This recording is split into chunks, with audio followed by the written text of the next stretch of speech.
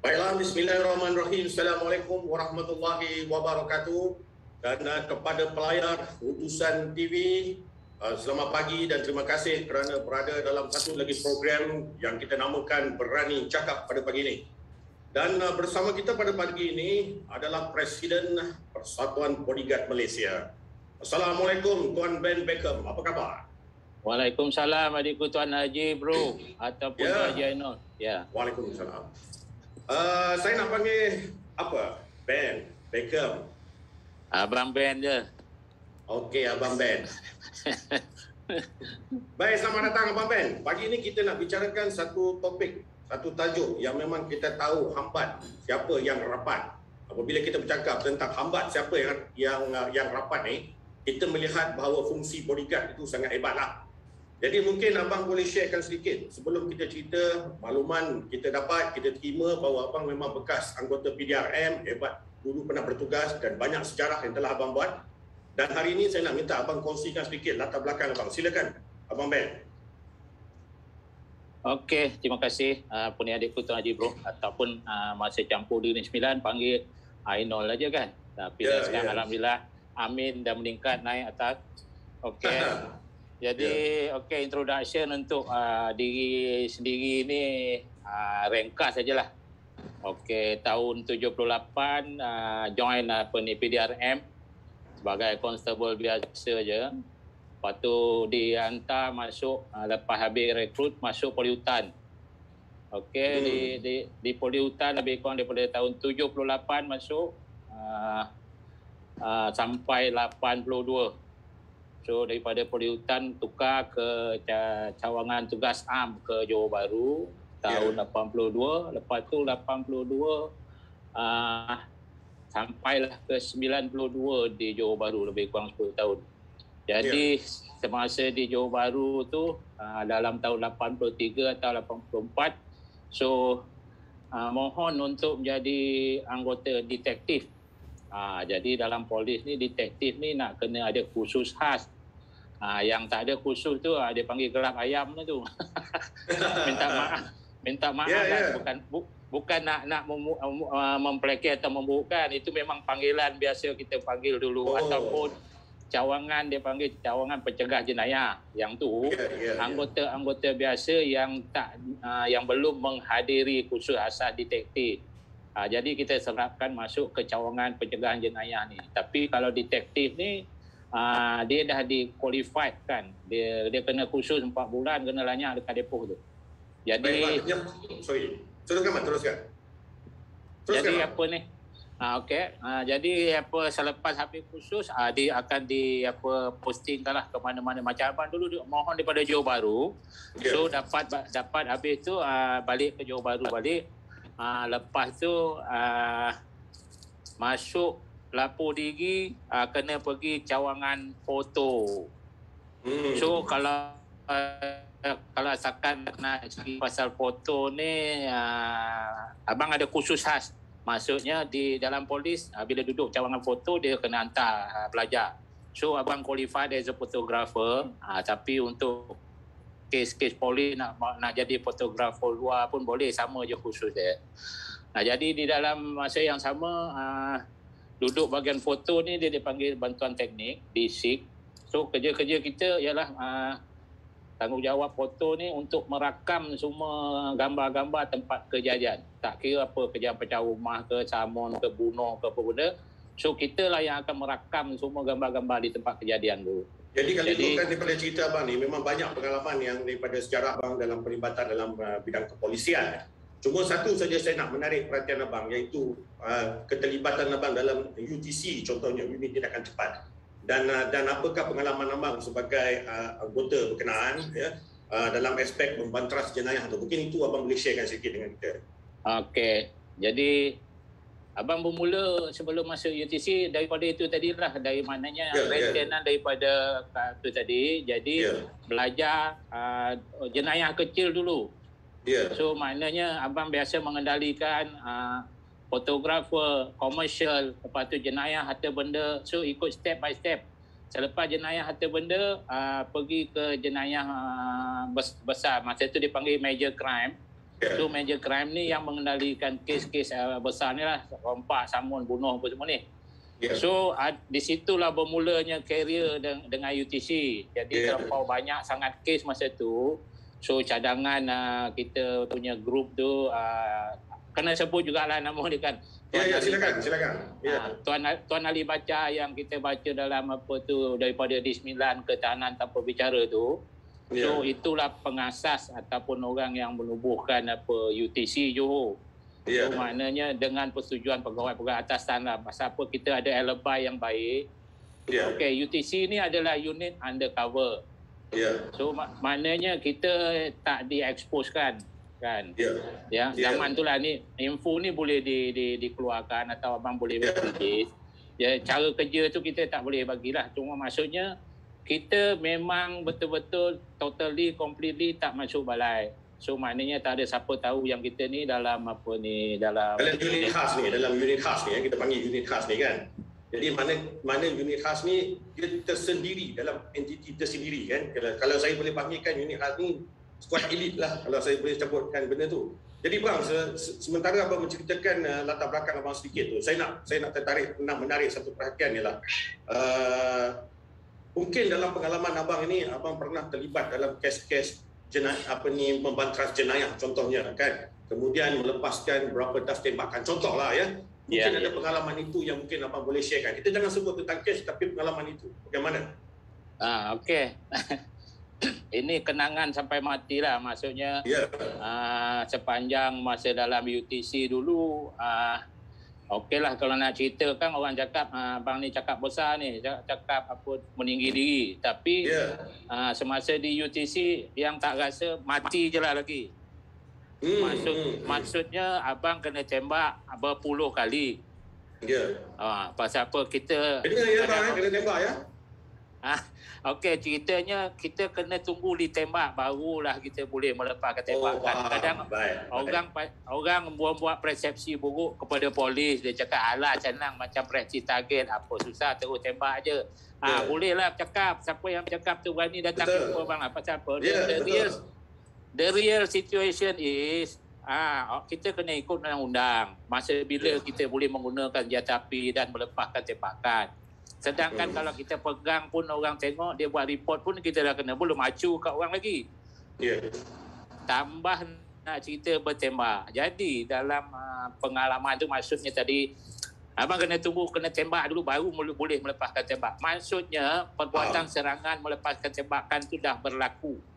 Kena tak kena tu lain cerita. Faham. Cuma sepanjang perkhidmatan abang dalam UTC tu dua ke situasi yang betul-betul teruk lah. Yang pertama kena tembak di Pasar Besar Johor Bahru oleh penjenayah Indonesia. Yang tu yang tembus tapak tangan kena tembak tu.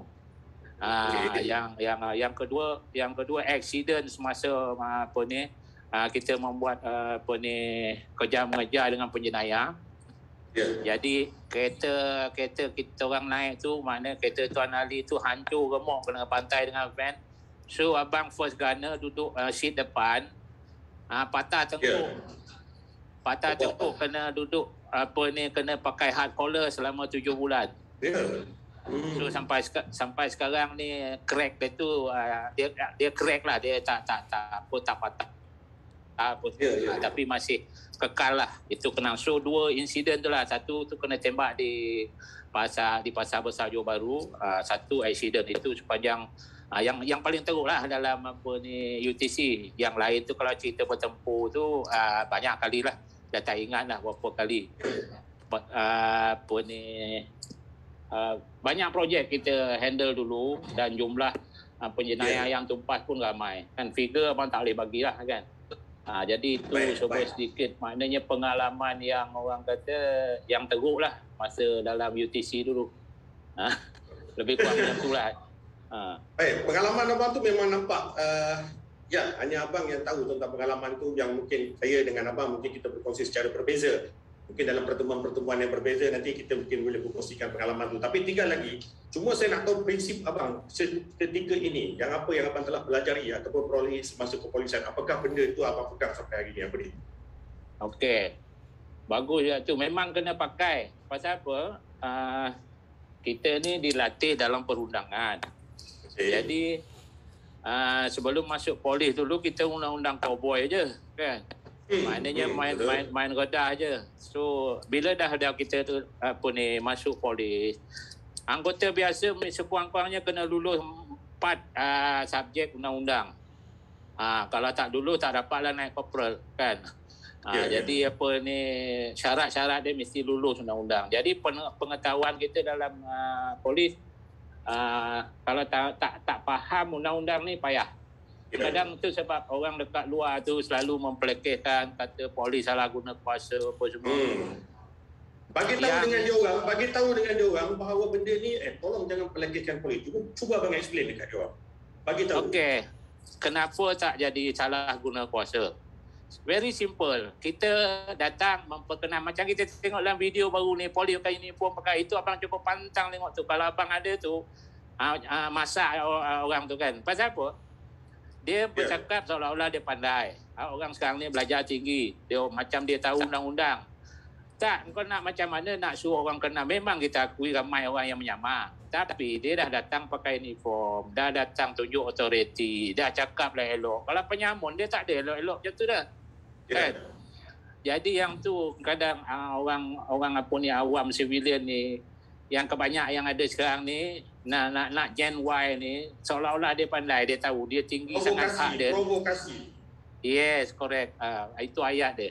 Yang sebenarnya bila orang, kita senangnya bacaan abang dalam masa berkhidmat dulu. Kalau dia macam-macam masalah tu, mana memang betul lah dia melakukan kesalahan. Pasal apa? Kita dulu senang je zaman kita. Mana yang melawan tu lagi hardcore lah, itu kita panggil hardcore. Tapi kalau yang banyak dalih ni, dia akan mengaku semasa kita kerjakan dalam interrogation. Tu jam baru dia nak mengaku pun tak guna lah kan. Jadi mana pemberitaan kita nak kalau tak ada maklumat ataupun info, kita takkan usik berapa juta rakyat ada yang dalam tempat alasi macam abang di Johor Bahru. Berapa ratus ribu, berapa juta ada penduduk. Takkan kita boleh simply pick up macam tu je kan? Ya. Mesti dah ada peraturan undang-undang, ada warrant dan sebagainya. Betul tak bang kan? Yes, correct. Jadi benda ni bang, saya tertarik dengan apa yang abang cakap tadi adalah satu misi. Maknanya orang kena hormat apa juga arahan yang especially bila polis dah pakai uniform kan. Yeah. Kita jangan cuba provokasi. Hari ni ramai yang cuba provokasi. Ada yang ambil video yang viral kan. Come on. Polis dah melaksanakan tugas mereka. Betul tak bang kan?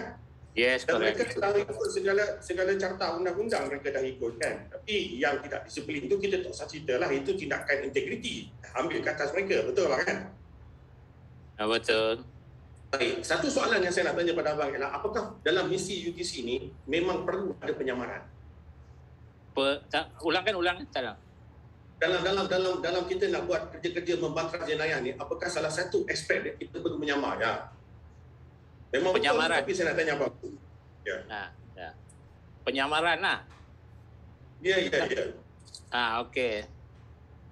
Sepanjang abang bertugas dulu yang sebenarnya abang lebih kepada itulah samaran lah. Maksudnya unit UTC itu ataupun sebelum masuk UTC pun abang lebih pada jenayah atau benda. Kita nak tangkap Mak Gian pun kita kena menyamar. Bang, sebelum abang pergi jauh, boleh tak abang share juga abang menyamar sebagai apa? Silakan bang. Okey, teruskan bang. nak tangkap Mak Gian, Mak Pet dulu kita panggil tentu. Kita kena jadi macam dia jugalah. Termasuklah cawangan CID. Jadi untuk menjadikan benda tu nampak real, kadang ada juga yang member-member kita yang terus terkena juga benda-benda tu. Ya. Tak dinafikan. Tapi berpunca daripada samaran. Apabila kita dah bercampur dengan dia, duduk belonggu, dia kena, takkan kita tak kena, jadi pecah lah lubang kan. Yang bahaya sikit dalam penyamaran ni. Betul. Begitu, itu kalau cerita dadah. Kalau cerita jenayah, okey, kita terlibat sama dengan dia. Okey, katalah kita pergi sama ataupun kita masuk pecah rumah, atau ayat yang paling senang, melakukan jenayah bersama dengan dia. Tapi kalau ikut perundangan, kita dalam keadaan bahaya akan dituduh sama juga. Jadi yang ni banyak orang tak tahu macam mana kerja penyamaran. Tapi dia lebih complicated. Pasal apa? Kita daripada awal, so kita kena bagi brief case. Maknanya daripada mula dapat maklumat, and then kita nilai, and then kita buat jalankan projek, and then jalankan siasatan sehinggalah tangkapan yang terakhir. Jadi benda ni yang kadang-kadang perancangan itu sebab satu-satu kes kita nak selesai, kadang-kadang makan masa lama. Betul. Jadi itu cerita dalam polis dululah. Tapi apa ni yang sekarang punya ni dah senang. Pasal apa? Kita banyak sistem nak dapatkan maklumat pantas di ujung jari. Zaman abang dulu nak dapat, okey, kata apa ni, kita dapat satu nombor kereta suspek. Kita kena pergi masuk dalam JPJ, masuk bilik apa tu, minta kebenaran dengan pegawai JPJ, kena selak doket tu selai, cari nombor.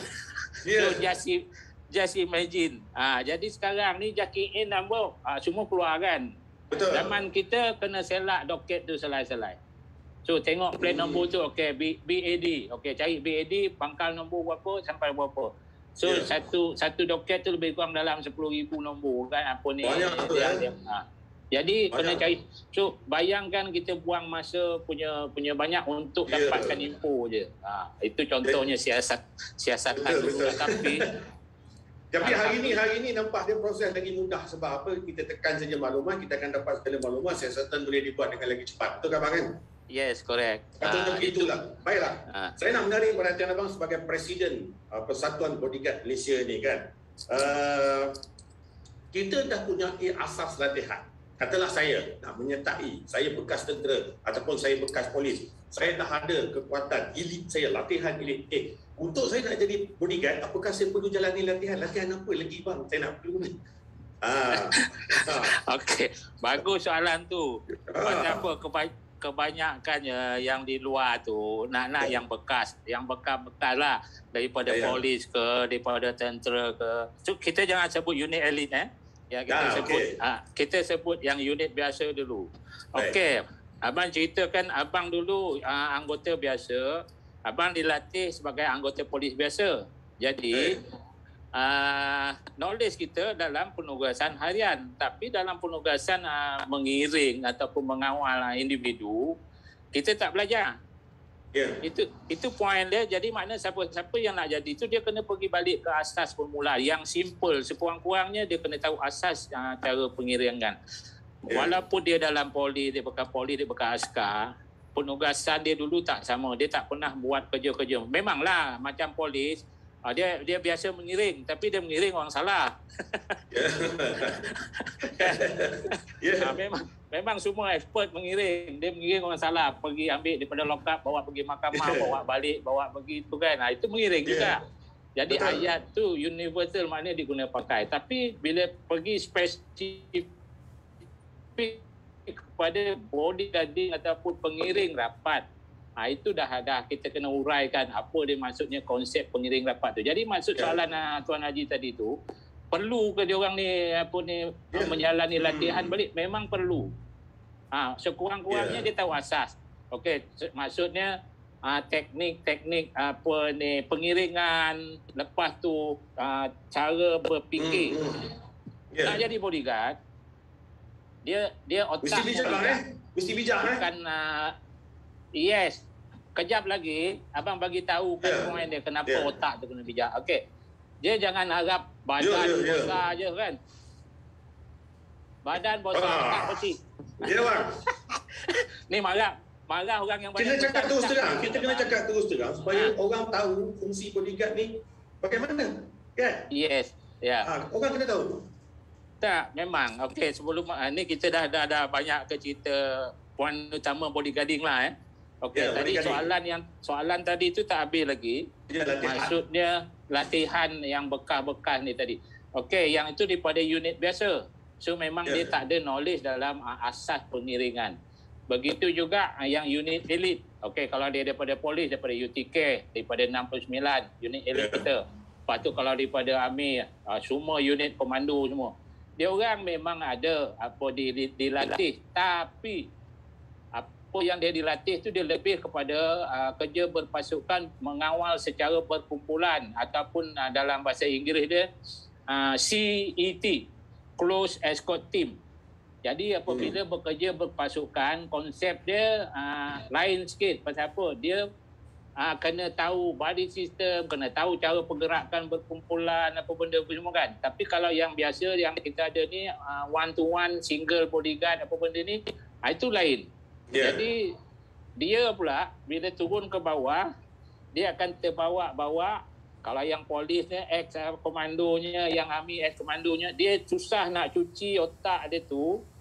Dia masih, bila dia jadi hal, dia akan bertindak seolah-olah dia masih, kalau polis seolah dia masih ada kuasa. Kalau askar apa ni, seolah-olah dia masih dalam pasukan. Pasal dia dah dilatih macam tu. Kan? Nak cuci ni, macam abang sendiri pun keluar dulu nak cuci, apa ni, agresif kita tu, makan masa. Pasal apa? Bila nak jadi bodyguard, kita kena jadi penyabar. Maknanya, begitu pula.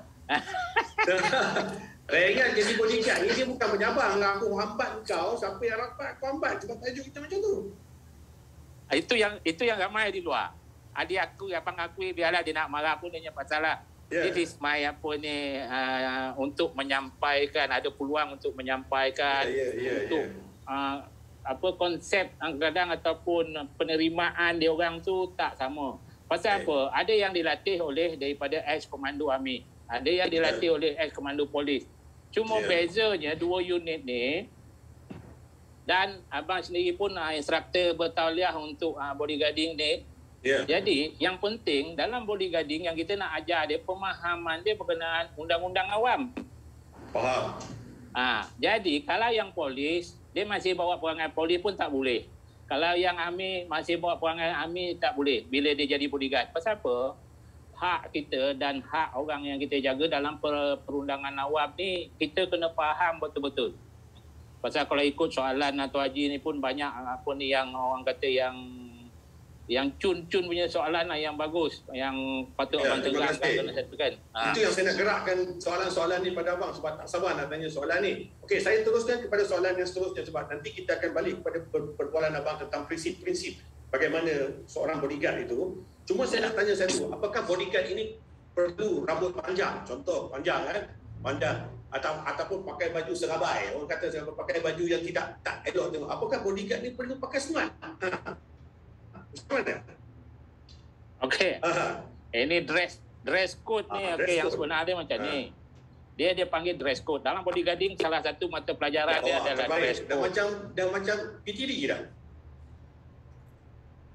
Itu nama bodyguard ni jangan pelekeh. Itu sebab abang marah ayat-ayat yang digunakan tu di bawah tu dicampur aduk. Jadi maknanya sekarang nak jadi bodyguard, okey, kita kena belajar etika berpakaian. Etika macam-macam kita kena. Nak makan pun kena ada etika, nak duduk pun kena ada apa ni, tertib, orang kata disiplin. Bukan macam cowboy yang gangster.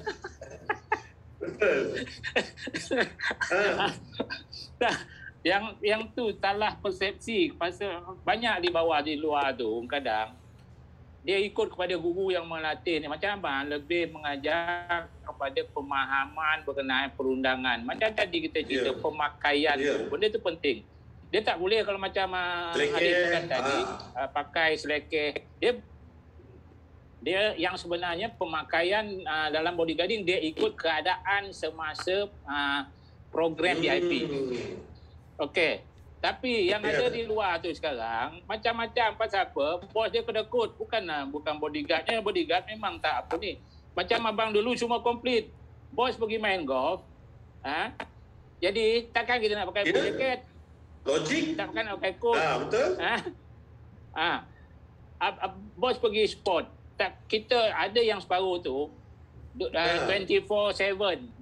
Suruh bodyguard pakai full jacket aja. Tu maknanya dengan bos-bos dia bongok kan. Maknanya nombor satu dia nak show off. dia membahayakan diri dia sendiri. Dia patutnya bodyguard ni dia macam apa susumpah. Tahu susumpah. Dia masuk color dia ikut yang tu kan. Dia masuk kawasan ni dia bertukar. Jadi yang tu yang terjadi di luar sekarang. Bodyguard 24 jam pakai blue jacket pakai apa lah. Yang sebenarnya tak boleh. Bodyguard dia kena ada stok pakaian. Okey. Kod kena ada. Okay, ini mandatory. Ni pakaian mandatory. Lepas tu blue jacket. Tak kira lah apa pasang. Macam abang masa kita kenal dulu berbelah pasang kan. Takkan asyik nak pakai yang sama je. Lepas tu blue jacket dia ada smart casual. Okey. Lepas smart casual adalah pakaian kemeja. Dia tak kira yang sport cutting ke apa benda. Itu smart casual. Lepas tu balik untuk majlis-majlis rasmi. Jadi yang sport kena pakai sport lah kan. Jadi yang sport ni simple. Patutnya hari bos pergi main golf, bodyguard bolehlah pakai t-shirt dengan dengri kan. Dia kalau ikut masuk padang pun okey, tak ada masalah. Tapi yang ni yang kadang banyak yang tak faham. Dia sama je. Jadi budak-budak tu kadang kesian. Kita pasal abang dah alami semua tu. Pergi main golf ke, pergi main game. Kita kena serasikan kan Bang. Kita kena serasikan dengan apa juga keadaan dan situasi. Betul kan? Yes, correct. Tadi bila abang gunakan istilah sesumpah tu, dia nampak bahawa keperluan tu mengikut keadaan. Ya, correct. Bukan begitu kan? Tapi bang, abang ada guna tadi macam gangster, something. Okey, saya nak tanya abang satu soalan tentang tu. Bila saya sebut tentang bodyguard ni bang kan, saya nampak, apakah kita perlu jadi macam Samsing? Kan? Samsing, bodyguard ni mesti perangai macam Samsing. Betul ke? Ataupun bila kita cakap bodyguard ni, persepsi luar mengatakan ni semua Samsing. Macam mana bang abang nak jawab soalan ni? Okey, perkataan Samsing ni yang sebenarnya memang tak ada dalam bodyguarding, tapi itu adalah perangai individu yang yang menjadi bodyguard. Tengok background dia. Kalau dia dulu bekas Samsing, dia akan bawa perangai Samsing dia tu bila jadi bodyguard ke. Bila orang jeling sikit pun dia sound kan.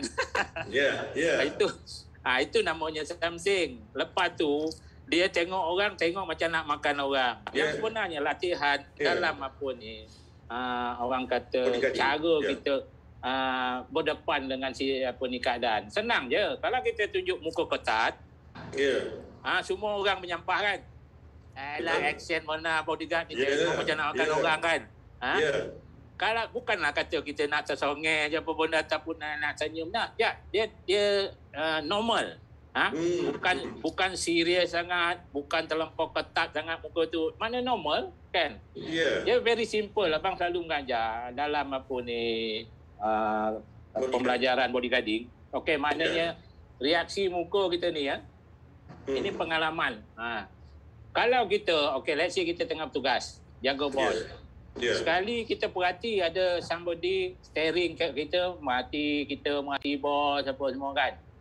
So, nasib baik bodyguard ni dah notice. Tapi, disebabkan muka Samsing tu, kalau abang jadi penyerang tu ataupun orang yang nak buat sesuatu tu, tak sempat siang abang buat lah. Tapi, ini reverse psychology kan. Let's say, abang dah notice, dia kemungkinan akan buat sesuatu. So, yang selalunya kita bukan macam apa yang abang buat masa buat bodyguarding dulu. Bila ada sesuatu yang mengesyak tu, kita dah perhati, kita tak boleh pandang tepat kat orang tu. Tapi apabila kita dapat nak kena pandang tepat juga untuk mengecam wajah dia tu. So, time abang dulu bila abang tengok tepat macam tu, so abang akan senyum sikit ataupun angguk sikit. Okey, kenapa? Psikologi dia kenapa? Cuba Tuan Haji jawab agak. Nampak ada respon antara abang dengan orang tu? Tak. Ada interaksi antara berdua. Maknanya, saya dah kenal pasti awak. Yes. Begitu. Right. Wah, ini boleh jadi bodyguard part time dengan abang. Saya belajar dengan abang berapa lama? Okey. Betul, yang ni yang kita kena terapkan. Pasal apa? Kita dah reduce ancaman dengan sendirinya. Betul tak? Dia mesti psycho. Bila kita angkat angguk kepala je ni, senyum kan. Dah mati dia nak makan kita dengan bos ni. Tapi apabila kita dah buat macam tu, dengan sendiri semangat dia dah down, dia takut ni orang ni kenal aku ni kira kan. Ataupun orang ni tahu aku ni. Betul. So agak-agak adik aku Tuan Haji nak buat ke tidak? Saya rasa tak buat dah. Saya belah. So kita dah selamat. Jadi kita gunakan reverse psychology tu. Bagus abang cara tu. Tapi saya ada satu soalan yang menarik. Tapi abang dah sebut tadi kan. Okey, saya sebenarnya soalan ni bang. Perlukah kita ada pengawal peribadi ni yang muka ganas, bengis dan samsing? Tapi abang dah jawab. Jadi kalau muka poyo, muka senyum, muka jambu macam saya ke atau secampur ke muka jambu bang. Apakah saya jadi bodyguard? Macam tu. Okey. Adinda Tuan Haji muka jambu, okey. Senang dia abang cakap. Bila kita belajar dalam bodyguarding, kita dia akan ajar memek muka ni. Bila kita tengok macam ni, macam mana muka serius, macam mana muka menggoda. Macam mana muka nak berperang. Benda tu, memek muka ni memainkan peranan untuk menarik sesuatu. Maksudnya, sama ada orang marah, sama ada orang suka, sama ada orang benci. Kan? Yang ni susah nak ajar ni. Cuma kelas abang aja yang abang ajar je yang ada ajar. Saya nak masuk kelas abang untuk belajar karakter manusia lepas ni. Okey. Apakah memadai, kita ambil serius sikit, apakah memadai gaji yang diberikan kepada seorang bodyguard? Mungkin dalam figure, saya tak tahu berapa gaji bodyguard, mungkin saya andaikan mungkin 8,000 ke 15,000. Sebenarnya itu pandangan saya. Mungkin lebih, mungkin kurang. Mungkin apa pandangan abang? Cukup ke gaji tu? Betul, dia punya range tu betul lah, antara 8,000 ke atas sehingga 15,000. Yang sebenarnya ini bergantung kepada syarikat ataupun bos-bos yang ambil kita tu. Yang sebenarnya dia kaya, tapi duit kedekut. Nak suruh kita jaga nyawa dia, kan? Nyawa dia, harta benda ke. Yang ni yang masalah besar. Pasal apa? Okey, abang dah buat bodyguarding ni daripada tahun 90. Tu pengalaman abang dalam sebagai bodyguard daripada tahun 90. Okey, jadi abang cerita sikitlah background abang sebagai bodyguard. Kita kongsikan hari ini. Silakan. Bos abang yang pertama, itulah yang jadi kita punya bos sekarang tu, PM dia Tan Sri Muhyiddin. Itu abang jaga dia tahun 90 semasa di Johor Bahru, semasa dia sebagai Menteri Besar Johor. Lepas 92 abang berhenti, abang masuk korporat, jadi bodyguard kepada bos-bos pengarap-pengarap bank selama 10 tahun. Itu terlibatlah membagi coverage untuk politician nama tak boleh sebut lah kan. Tak boleh sebut nama. Jangan sebut nama. Lepas tu sehinggalah masa kita berjumpa di Negeri Sembilan selama hampir 3 penggal, dan lepas tu menghilangkan diri, dan sampai sekarang abang jadi presiden dan masih diperlukan untuk sesekali keluar membuat escort kepada VIP yang dia dah tahu abang punya background dan my experience, dia tak nak orang lain. So dia tiap kali, tapi dia duduk overseas, so dia akan ada 2-3 orang yang akan hubungi abang sendiri bila dia nak turun Malaysia, tapi ni dah PKP ni dah lama tak datang dah kan. So walaupun abang dah 60 lebih ni, 36 baru.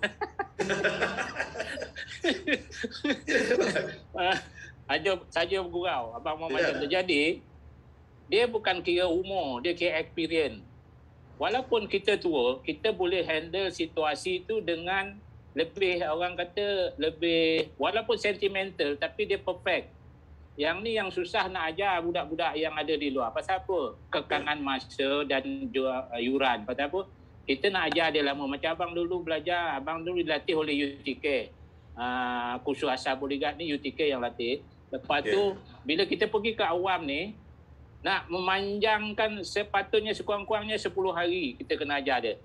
Barulah masuk. Tapi sekarang, macam yang abang buat sekarang 4 hari, 3 malam. Begitu juga syarikat-syarikat lain.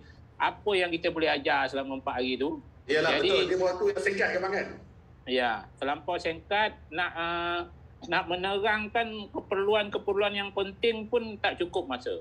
Ya, betul. Jadi apa ni, yang tu yang terjadi. So selepas apa ni sampai sekarang, abang masih orang kata menjalankan atau buat kajian macam mana cara macam cerita tadi gaji tu, kita balik gaji tu. Ya, kita tengok soal gaji tadi. Apakah memadai gaji itu? Just nak tanya soalan tu. Apakah memadai gaji? Kalau ikut tak setimpal lah dengan tugas kita. Pasal apa? Kita melibatkan nyawa. Sebab saya tanya soalan tu sebab ia berkaitan dengan nyawa. Sebab abang mentaruhkan, bodyguard mentaruhkan nyawa dia untuk berada di barisan paling hadapan dengan kos gaji yang itu. Kita nak tahu jaminan dia macam mana. Apa ni? Okey. Ada separuh company, dia apa ni dia mengambil berat bodyguard ini. Itu yang konglomerat yang besar-besar lah. Itu macam syarikat. Yang tu jenis-jenis yang tu dia akan ambil ex-UTK ataupun ex-komando. Mana yang betul-betul well experienced dalam dalam bodyguarding. So maknanya yang tu memang boleh sampai 15,000, 18,000 memang boleh sampai. Tapi kalau yang syarikat-syarikat biasa, yang bos-bos yang yang biasa-biasa ni, kalau dapat 3,500, 4,000 tu pun dah besar dah tu. Itu cerita dia ada dua tu Haji. Satu tanpa senjata, satu bersenjata. Normally rate sekarang yang jadi rosak ni tu kan abang nak cakap pun nanti kan abang kena ban juga nanti kan. Tapi kita kena beritahu supaya orang faham bahawa ini rate dia bodyguard yang ada sekarang ini. Mana begitulah maksud dia. Senang je. Syarikat kawalan keselamatan yang menyediakan perkhidmatan pengawal peribadi berapa banyak. So, dengan sendirinya harga dah boleh main. Itu tak masuk yang persendirian. Maksudnya budak-budak yang boleh ada separuh klien dia akan buka iklan terus datang interview dengan dia. Jadi yang tu agak tinggi. Maknanya kurang-kurang pun 5-6,000 gaji dia pun dah kira dah cukup besar lah tu kan. Jadi mana rate yang saya bagi tadi dalam lingkungan 8 ke 15,000 tu, itu adalah gaji yang biasa diterima oleh pengawal rapat ni lah kan. Itu adalah pengiring rapat ni adalah film. Okey, satu soalan lagi bang saya nak tanya. Hari ni kita nampak semua bodyguard tu lelaki. Kalau saya tengok dekat sana lelaki, situ lelaki, sini lelaki. Tapi saya percaya dan yakin dan ramai juga pengiring rapat wanita. Apa cerita bang? Yang sebenarnya adik tak jumpa. Saya tak jumpa. Mungkin saya tak kenal. Saya tengok muka dia cantik, lawa. Ini bukan pengawal ni. Ini girlfriend. Okey bang, macam mana bang? Macam mana kita nak tahu? Okey, abang sendiri pun sepanjang dia senang je. Bodyguard ni biasanya kalau jalan belakang sikit pada bos tu, itu bodyguard lah tu kan. Dia kalau PA kelang kabut jalan dia berserepah langkah. Tapi kalau bodyguard jalan dia steady, dia dilatih dalam bodyguarding, cara berjalan pun macam model berjalan kan. Tak adalah berserepah tunggang langgang. Jadi kalau bodyguard wanita, sama jugalah. Dia dilatih. Tengok dengan cara penampilan, berdiri dia, berjalan. Jadi itu pun kita dah boleh baca dah. Cuma kadang-kadang saiz badan. Saiz badan ni yang sebenarnya dalam bodyguarding ni tak berapa lah diberatkan sangat. Pasal kalau badan besar, lambat bertindak.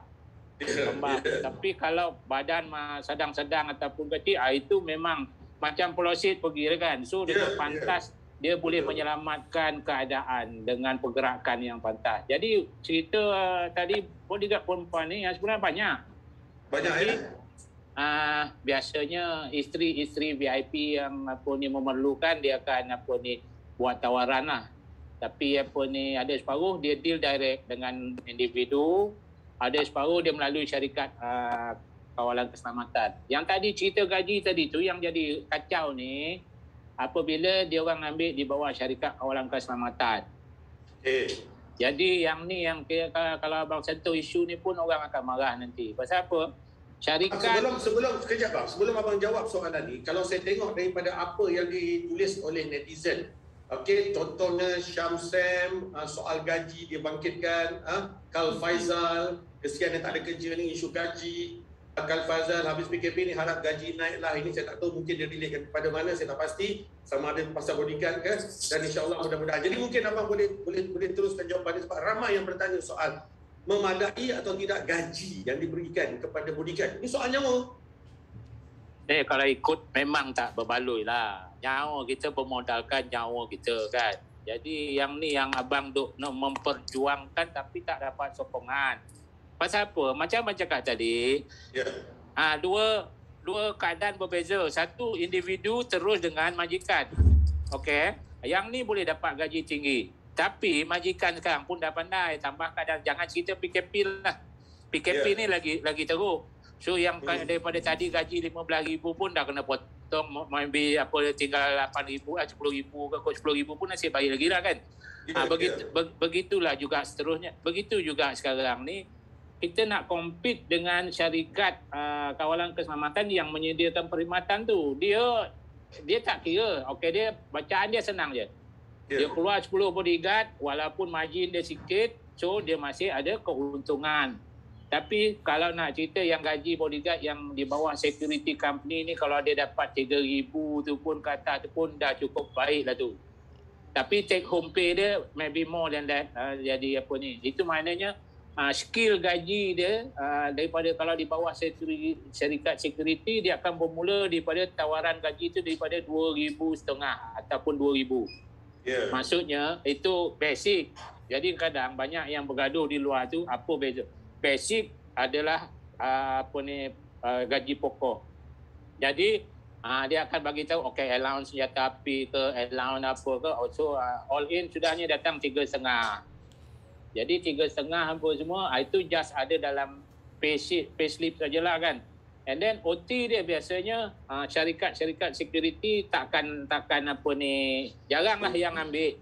OT biasanya pelanggan akan bayar terus kepada bodyguard. Yang itulah yang keuntungan kepada bodyguard di sebelah satu side dan kerugian kepada bodyguard di salah satu side. Pasal apa? Bila bayar terus kat dia dapat tinggi lah kan. Tapi kalau yang berfikir pandai untuk masa kemudian dia, biarlah benda tu dicarumkan dalam KWSP. Walaupun ada caruman dalam tu, tapi apabila OT tu dia ambil bulat-bulat untuk dia sendiri, dia rugilah. Kalau dia kaki penyimpan, dia tahu menyimpan, is okay kan. Tapi kalau yang diharapkan yang syarikat tu saja potong yang tu itu pun nasib baiklah. Tambah PKP ni asyik dah kena keluar je kan. Jadi kesian lah kadang kalau cerita tangga gaji tu kalau ikut memang tak berbaloi lah kan? Ya betul. Baik bang, tadi kita ambil daripada soalan awak abang tadi, kita ada dalam 15 minit lebih kurang ni sebelum kita mengakhiri program bicara ni. Tadi di awal tadi abang kata nak bagi tahu saya prinsip-prinsip. Jadi saya nak tahu juga bagaimana tugas benar bodyguard ni. Jadi di awal tadi abang ada sebut, abang akan bagi sedikit tips dan prinsip bagaimana kita nak kenal bodyguard, bagaimana kita nak menjayakan diri kita sebagai bodyguard yang baik. Mungkin abang boleh share dengan saya sikit apa tugasan yang sebenarnya bodyguard ini. Okey. Dia dilatih untuk menjaga keselamatan VIP. Keselamatan ni general. Tapi kita pergi kan kuncupkan sikit spesifik ancaman atas nyawa dan harta benda. Okey, kuncupkan lagi. Benda tinggal kat rumah, kat office, nyawa berjalan puluh kili. So yang ni yang dalam macam yang abang sendiri sebagai pengajar, ngajar. So abang ada konsep abang sendiri, abang panggil ARIN. ARIN. So setiap kali yang lain yang mengajar lain abang tak tahulah pakai ke tidak ya, tapi yang ni memang abang pakai. Dan kebanyakannya bila abang tanya bodyguard yang dekat luar tu, dia tahu tak apa ARIN ni? Kebanyakannya tak tahu. Pasal apa? Yang belajar dengan abang je yang tahu ARIN ni. ARIN ni adalah kunci kata-kata untuk apa yang kita ajar. Kalau dia faham 4 kunci kata-kata ni, insya-Allah dia boleh bergerak bekerja sendiri. Pasal apa? Keadaan keselamatan kita kena pakai otak kita sendiri dan pandangan kita sendiri menilai keadaan. Macam abang mengajar. Abang tak tahu besok dia keluar ikut bos dia punya background macam mana. Kata bos dia dulu banyak musuh, along bawa lari duit apa semua, high risk tak? Bila high risk, bodyguard bukan guna kederat, bodyguard kena pakai otak. Yang tu yang 4 huruf yang abang ajar tadi tu. Okey. Begitu juga yang lain-lain keadaan. Jadi maknanya kalau abang lebih utamakan melatih bodyguard ni, dia punya otak pantas berfikir. Itu maksud dia tadi. Pembelajaran abang kalau dia faham 4 kunci kata ni, itu dah apa, complete dah. A itu apa? R itu apa? I itu apa? N itu apa? Yang tu abang nak sebut ni. A itu ada orang tanya. Dia bahasa Inggeris. Yang tanya tu dia tak pernah ikut abang ataupun dia saja nak nak bergurau sama abang. Okey. Mana A dia 4 kunci A R I N ni. Yeah. Bahasa Inggeris. A, anticipate. Kalau di Melayu kan apa maknanya? Menjangkakan. Okey. Yeah. Itulah yang abang kena latih bodyguard abang pantas berfikir untuk menjangka keadaan semasa bertugas. Maknanya kita kena menjangka ancaman. So macam mana nak develop otak dia? Okey, abang bagi tahu dengan adik Tok Haji, abang kelas abang pertama-tama sekali pun setengah hari habis dengan teka-teki saja untuk melatih ni, menjangkakan ni, anticipate ni. Okey, abang bagi satu soalan. Yang paling senang. How fast you can describe? Banyak binatang. Binatang apa yang keluar head? Head ke head? Tak tahu. Ada 2 benda. Tak kira. Kalau huraikan dua. Okay. Now sekarang Tuan Haji pakai otak fikir tak? Saya pakai otak, saya fikir macam mana nak fikir. Monyet pun ada benda yang sama. Jadi macam-macam lagi kan? Betul.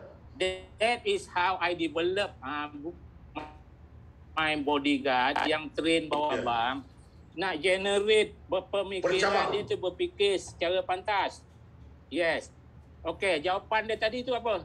Saya tunggu tadi. Banyak binatang. Saya tunggu tadi monyet. Okey. So meaning is that is itulah penilaian. Bila Tuan Haji nilai. Bila kita pergi penugasan, bila penilaian kita salah, bahaya dia tinggi tak pada kita? Ya, juga. Memang. Jadi jangkaan kita tu, okey. Dia akan berkaitan lepas A tadi tu, menjangka, lepas tu kita pergi R. R. Ya, R. R tu bahasa Inggeris, recognize. Okey. So, dah kita menjangka tadi, kita mengenal dia, menilai dia apa semua. Betul tak? Lepas tu I tu investigate. Okey. Jadi bila sebut investigate, pandai-pandai macam mana lah nak menyiasat, nak dapatkan info. Walaupun sepantang kilat. Kan? Sekali tengok dah, kita dah dapat info. Oh, dia ni memang nunggu. Dia ni nunggu awet dia. Dia ni nunggu. Dia nunggu passenger. Yang tu dia. Maknanya selepas ada anticipate, ada recognize tu. And then kita investigate. And then last dia, neutralize. Maknanya kita neutralizekan keadaan situasi. Abang ajar menarik abang punya ni. Teori abang ni menarik. Arin. Menarik teori ni. Teori ni boleh guna pakai ni. Untuk mengenal pengesan. Very very good bang.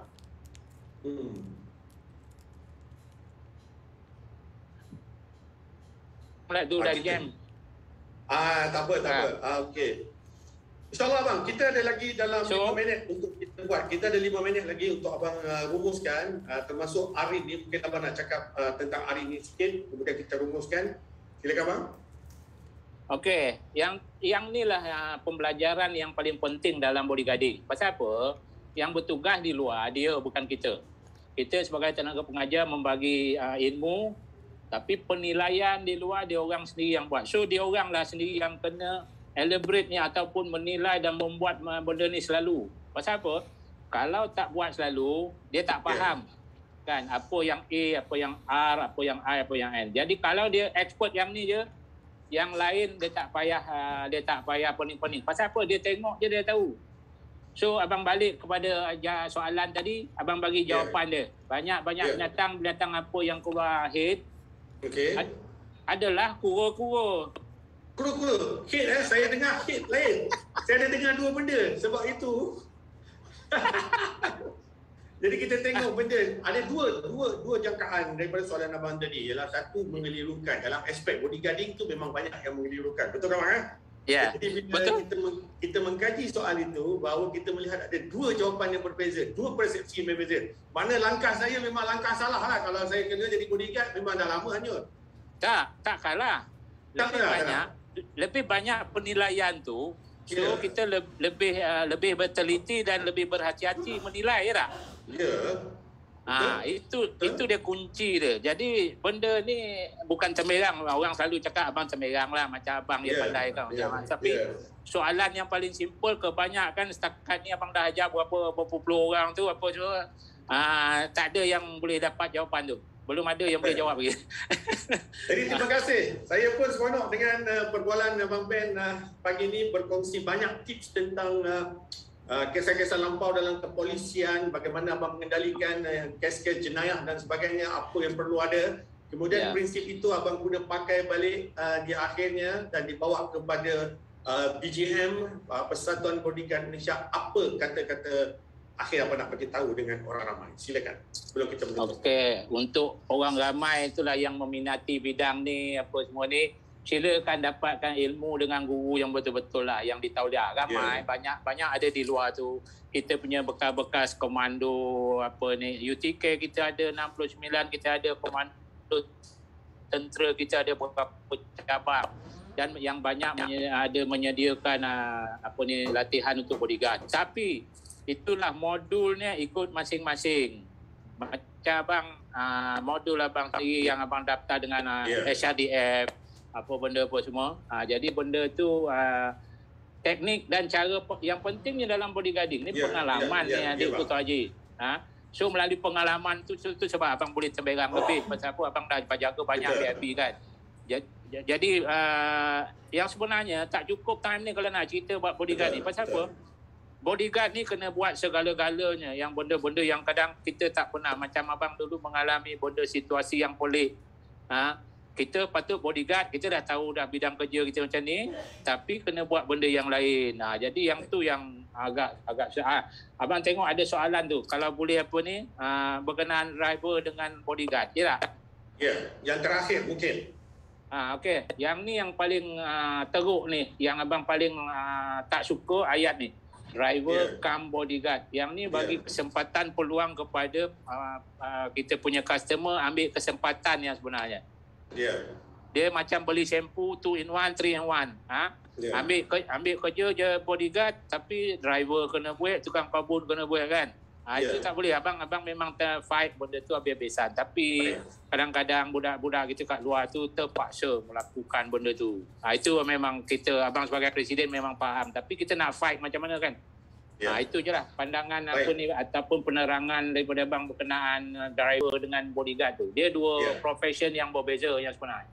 Baik, terima kasih bang di atas jawapan dan juga rumusan yang abang bagi. Dan saya sangat seronok bila abang bercerita tentang kisah-kisah yang abang ceritakan ini, satu perkongsian yang bagus. Dan saya rasa masa memang tak cukup, dan mungkin satu hari lagi kita akan ambil satu saja topik dan kita bercakap tentang aring itu sendiri untuk kita kongsikan dengan orang ramai bahawa modul ini adalah yang terbaik untuk kita generate kita punya minda ni untuk memikirkan apa ancaman-ancaman yang berlaku di luar sana. But anyhow, sekali lagi Abang Ben, salute to you, respect to you, I Chief. So with that, the whole team from Utusan TV, daripada Utusan TV, kru dan juga Haji Hamsyah teknikal yang sedang bertukus-tukus di belakang sana untuk mengendalikan jayakan program Berani Cakap ini. Dan sekali lagi, on behalf daripada pihak kami dan juga kru, kami ucapkan terima kasih kepada Sir Ben Beckham. Salute to you, sir. Terima kasih adikku, Tuan Haji Pro. Okay. Jadi jangan lupa kepada, Waalaikumsalam, jangan lupa kepada yang lain, layari www.utusantv.com dan jangan lupa esok kita ada satu lagi topik yang menarik untuk kita bincangkan waktu yang sama, 11 pagi, komunikasi sampah media sosial bersama Profesor Dr. Abdul Latif Ahmad dan juga artis selebriti Yana Arsyad. Jadi jangan itu, kita jumpa lagi. Salute to you, sir. Bye-bye. Assalamualaikum. Waalaikumsalam.